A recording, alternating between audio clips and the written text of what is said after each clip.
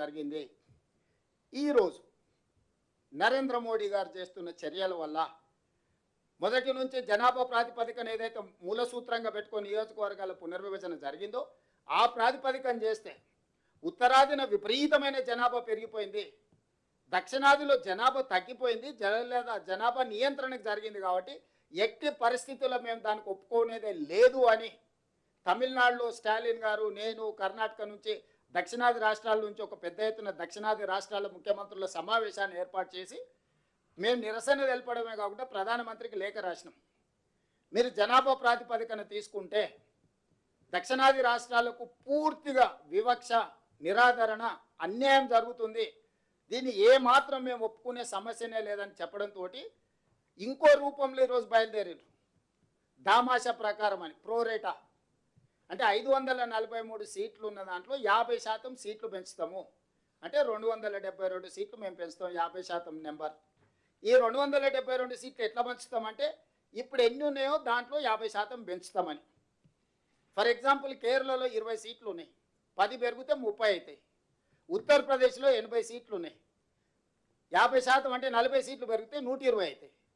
ఇందులో ఉన్న పొంచి ఉన్న ప్రమాదం ఏంటంటే నేను ఒక్కొక్క రాష్ట్రానికి దక్షిణాదిన ఉత్తరాదిన పోల్చి చెప్తున్నాను, అది ప్రతి రాష్ట్రానికి దక్షిణాదిలో ఉన్న రాష్ట్రాలకు అప్లై అవుతాయి. ఈరోజు 20 సీట్లు ఉన్న కేరళకు, 80 సీట్లు ఉన్న ఉత్తరప్రదేశ్కు అంతరం 60 సీట్లు. ఈరోజు 50% పెంచితే కేరళ 30 సీట్లు అవుద్ది, ఉత్తరప్రదేశ్ 120 సీట్లు అవుద్ది. ఇప్పుడు 30కి 120కి అంతరం 90 సీట్లు. అంటే ఈరోజు కేరళకు ఉత్తరప్రదేశ్కు ఉన్న గ్యాప్ 60 సీట్ల బదులు 90 సీట్లం అవుతుంది. ఇప్పుడు దూరం ఉంది, అప్పుడు అగాధం ఏర్పడుతుంది. పాలిటిక్స్లో అటల్ బిహారీ వాజ్పేయి గారి ప్రభుత్వం ఒక్క ఓటుతో ఒక సీట్తో పడిపోయింది. ఒక్కొక్క సీటు ఎంత కీలకమైంది. ఈరోజు తెలంగాణలో 17 ఉన్నాయి, ఉత్తరప్రదేశ్లో 80 ఉన్నాయి. ఈరోజు మన గ్యాప్ వచ్చేసి 63. రేపు ఇది పెంచినప్పుడు మనకేమో 26 అవుతున్నాయి, ఉత్తరప్రదేశ్కు 120 అవుతున్నాయి. అప్పుడు 94 సీట్లు మనకు ఇద్దరికి మధ్యలో అంతరం అవుద్ది. ఇట్లా ఉత్తరప్రదేశ్, మధ్యప్రదేశ్, బీహారు, రాజస్థాను, వీటిని బీమారు అంటారు, బీమారు రాష్ట్రాలు. బీహార్, ఉత్తరప్రదేశ్, మధ్యప్రదేశ్, రాజస్థాన్ ఇవన్నీ అత్యంత కీలకమైన రాష్ట్రాలు ఉత్తర భారతదేశంలో. దక్షిణ భారతదేశంలో కేరళ, తమిళనాడు, ఆంధ్రప్రదేశ్, తెలంగాణ, కర్ణాటక ఇవి ఒక భాగం. ఈరోజు మనం ఈ రాష్ట్రాలన్నీ కలిసి పాండిచ్చేరితో సహా 130 సీట్లు ఉన్నాయి. 543లో 130 సీట్లు మనకి తీసేస్తే 413 సీట్లు వాళ్ళ దగ్గర మిగులుతున్నాయి. ఈ రెండింటి మధ్యలో ఈరోజు ఉన్న తేడా 412 సీట్లు మనకు వాళ్ళకు ఉన్న మధ్యలో తేడా. ఈరోజు సీట్లు పెంచితే మనం 195 అయితే 50% పెంచితే 130 సీట్లు ఉన్నాయి. ఇక్కడ కేరళలో 20, తమిళనాడులో 39, పాండిచ్చేరిలో 1, ఆంధ్రప్రదేశ్లో 25, తెలంగాణలో 17, కర్ణాటకలో 28. ఇవన్నీ కలిపితే 130 సీట్లు. 50% పెరిగితే మనం 195 అవుతాం. అదే మిగతా ప్రాంతంలో ఉన్న 413 సీట్లు పెంచితే దాదాపుగా వాళ్ళకు 621 సీట్లు, 620 సీట్లు అవుతున్నాయి. ఈరోజు మనకు వాళ్ళకు మధ్యలో ఉన్న అంతరము ఎంతుంది, ఈ పెంచడం వల్ల ఎంత అవుతుంది?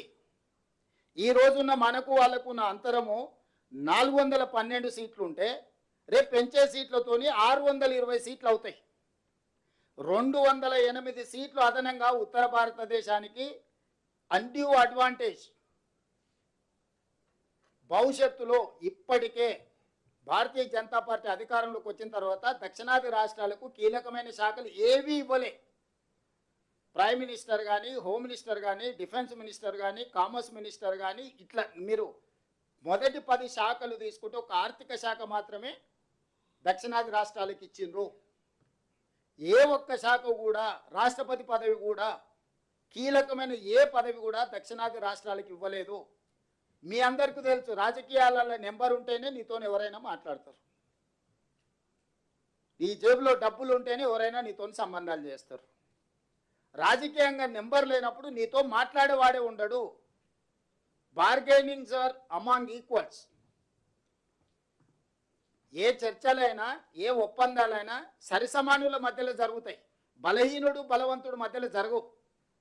ఈరోజు దక్షిణాది రాష్ట్రాలను అత్యంత బలహీనంగా ఉన్నాం, ఇప్పుడు అత్యంత బలహీనులుగా మార్చి బలంగా ఉన్న ఉత్తరాది రాష్ట్రాలను శక్తివంతంగా మార్చి రాజకీయంగా, అసలు రాజకీయంగా మనల్ని ద్వితీయ శ్రేణి పౌరులు చేయడానికి ఆ ఉత్తరాదిలో ఉన్న 5-6 రాష్ట్రాలు కలిస్తే 410 సీట్లు అనేటివి అక్కడనే అయిపోతాయి. చిన్న రాష్ట్రాలతోని, నేను చెప్పేది ఉత్తర దక్షిణమే కాదు, చిన్న రాష్ట్రాలకు కూడా సమస్య. ఢిల్లీ పంజాబ్ లాంటి రాష్ట్రాలు కూడా రాజకీయంగా మనుగడనే కోల్పోతాయి. దక్షిణ భారతదేశంతో పాటు చిన్న రాష్ట్రాలకు కూడా రాజకీయంగా ఇది తీరని విఘాతంగా మారుతుంది. అందుకే ఈరోజు నరేంద్ర మోడీ గారికి స్పష్టంగా మేము చెప్తున్నాం, నువ్వు సీట్లు పెంచాలనుకుంటే ఏ ప్రాతిపదికన పెంచాలో మొదట అఖిలపక్షాన్ని పిలువు. అసలు ఏ ప్రాతిపదికన సీట్లు పెంచాలి, ఎన్ని పెంచాలి? 50% పెంచాలని నరేంద్ర మోడీ గారికి ఏ దేవుడు చెప్పిండో అర్ధరాత్రి నిర్ణయం తీసుకున్నాడు. ఉన్న సీట్ల మీద 50% పెంచుతా అంటున్నాడు. నేను ఒక ప్రశ్న అడగదలుచుకున్నాను, ఉన్న సీట్లు ఏ ప్రాతిపదికన ఏర్పడ్డాయి? జనాభా ప్రాతిపదికన మీదనే కదా ఏర్పడ్డది. ఉత్తరప్రదేశ్కి 80 ఎందుకు వచ్చినాయి, ఉమ్మడి ఆంధ్రప్రదేశ్కు 42 ఎందుకు వచ్చినాయి? ఆ రోజు ఉత్తరప్రదేశ్లో జనాభాని లెక్క తీసుకున్నప్పుడు అక్కడ 80 వచ్చినాయి, ఉమ్మడి ఆంధ్రప్రదేశ్లో జనాభాను తీసుకుంటే ఇక్కడ 42 వచ్చినాయి. ఏ జనాభా ప్రాతిపదిక మీద అయితే 543కు మనం చేరినామో దాని మీద సరాసరి బ్లాంకెట్గా 50% అని చెప్పేసి కలిపేస్తున్నావు. ఏ జనాభా నియంత్రణ చేసిన వాళ్ళకి అన్యాయం జరుగుతుంది అంటున్నావు. మూల సూత్రమైన జనాభా ప్రాతిపదికన ఏర్పడిన విధానాన్ని ప్రోరేట ప్రకారం 50% పెంచేస్తానేనని చెప్పి నీ రాజకీయ మనుగడ కోసం, నీ రాజకీయ అవసరాల కోసం ఈ రోడ్లు సీట్లు పెంచడంతో దక్షిణ భారతదేశానికి వచ్చే 195, ఉత్తర భారతదేశానికి వచ్చే 621 సీట్లు ఉత్తర దక్షిణ భారతదేశాలలో విపరీతమైన అంతరం పెంచుతుంది. ఇది దేశ మనుగడకు మంచిది కాదు. ఇది రాజకీయ పార్టీలకు సంబంధించిన విషయం కాదు. ఇది దేశ ప్రజలకు సంబంధించిన విషయము. వివక్ష అనేది ఎక్కడికి దారితీస్తుందో మనం అందరం చూసినాము. తెలంగాణ రాష్ట్ర ఉద్యమము, తెలంగాణ రాష్ట్ర ఏర్పాటు, నక్సలైట్ల ఉద్యమము, సమాజంలో వచ్చిన మార్పులన్నీ కూడా వివక్ష ఎక్కడికి దారితీస్తుందో మనకు కళ్ళకు కట్టినట్టుగా కనిపిస్తుంది. ఈరోజు ఈ వివక్షను ఇంకా పెంచడానికి బీజేపీ ప్రయత్నం చేసుకుంటూ ప్రజల్ని మభ్యపెడుతూ చిన్న రాష్ట్రాలకు, ముఖ్యంగా దక్షిణాది రాష్ట్రాలకు అన్యాయం చేసుకుంటూ మేము ఏమీ చేయడం లేదు, ఇది ఒక అద్భుతమైన బిల్లు, ఈ అద్భుతమైన బిల్లుకు మీరు అనుకూలంగా లేరు, మీరు మహిళా వ్యతిరేకుల అని మహిళల ముసుగులో ఆనాడు యుద్ధం చేసినప్పుడు కూడా సికండిని అడ్డం పెట్టుకొని చేసిరు. ఈరోజు మీరు సీట్లు పెంచే అధికార దాహానికి మహిళల్ని అడ్డం పెట్టుకోకండి. మహిళా బిల్లుకు మేము సంపూర్ణంగా మద్దతు ఇస్తున్నాం. మహిళా బిల్లు తక్షణమే అమలు జరగాలి. ఉన్న ప్రాతిపదికన 543 లోక్సభ స్థానాలలో 33% 181 సీట్లు మహిళలకు ఇచ్చేసేయండి తక్షణమే. తెలంగాణ రాష్ట్రంలో ఉన్న 119 అసెంబ్లీలలో మహిళలకు 140 అసెంబ్లీ సీట్లను తక్షణమే మీరు మహిళా రిజర్వేషన్లు చేయండి. ఉన్న అసెంబ్లీలు, ఉన్న లోక్సభ స్థానాలకు 1/3 ప్రకారం మహిళా రిజర్వేషన్లు చేయండి. అన్అపోజ్డ్గా మేము మద్దతు పలుకుతాం. సీట్ల పెంపు, నియోజకవర్గాల పునర్విభజన, ఇది రెండవ అంశం, నిగూఢమైన అంశం. ఇందులో ఉన్న కుట్ర ప్రజలకు చెప్పాలి. ఈరోజు దక్షిణ భారతదేశంలో మేము నియంత్రణ పాటించడం వల్ల మేము ఆర్థికంగా జిఎస్డిపి హైయెస్ట్ కంట్రిబ్యూషన్ మేము. దక్షిణాది రాష్ట్రాలు ఫైనాన్షియల్ క్యాపిటల్స్, ఉత్తరాది రాష్ట్రాలు పొలిటికల్ క్యాపిటల్స్. పొలిటికల్ క్యాపిటల్స్ ఎప్పుడు కూడా ఫైనాన్షియల్ క్యాపిటల్స్ని సబ్సర్వెంట్గా చూస్తారు. పన్నులు కట్టాలి, ఢిల్లీకి వెళ్ళి సలాం పెట్టాలి. మాకు ఎలాంటి అవకాశాలు, మాకు ఎలాంటి అధికారం లేకుండా చేయడానికి ఈరోజు కుట్ర జరుగుతుంది. పన్నులు కట్టడం, సలాం కొట్టడం అనే విధానానికి మేము 100% వ్యతిరేకము.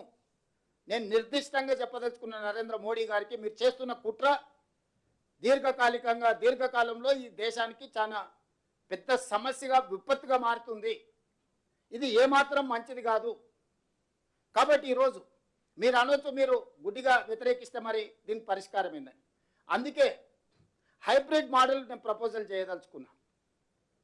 ఈ హైబ్రిడ్ మోడల్లో మీరు 272 సీట్లు మీరు పెంచాలని నిర్ణయించుకున్నారు కదా, అందులో 50%, 136 సీట్లు మీరు చెప్పుకుంటున్న ప్రోరేటా ప్రకారం ఇచ్చుకోండి. ఇంకొక 136 సీట్లు 50% ఉన్నాయి కదా, జిఎస్డిపి ప్రాతిపదికన దేశం యొక్క స్థూల ఆర్థిక ఉత్పత్తి ప్రాతిపదికన సీట్లను విభజించండి. అప్పుడు జనాభా నియంత్రణ చేసి దేశ ఆర్థిక వ్యవస్థకు ఆదాయాన్ని తెచ్చిపెట్టిన రాష్ట్రాలను మీరు గౌరవించినట్టు అవుద్ది. కాబట్టి ఈ హైబ్రిడ్ మోడల్ తీసుకోండి. మీరు అనుకుంటున్న